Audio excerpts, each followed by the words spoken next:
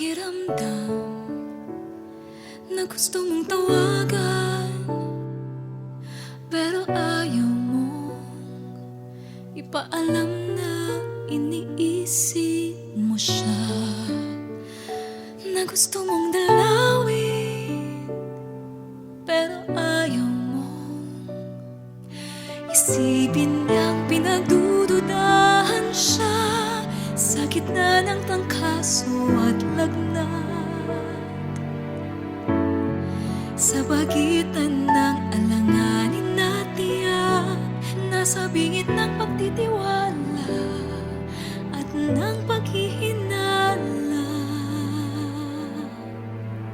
Yung pakiramdam na gusto mong hayaan, pero ayaw mo gawin lang niyang lahat ng gusto niya, hindi sa walang tiwala, pero siya'y kilala. Alam mo ang takbo ng utak niya sa gitna ng pag-awit at pagkautal,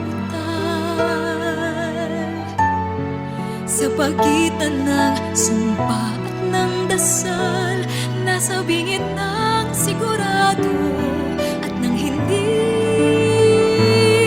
ka sigurado.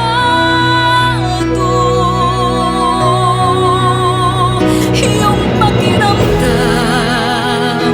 na gusto mong yakapin, pero nasasakal, itutulak ka, di raw siya makahinga.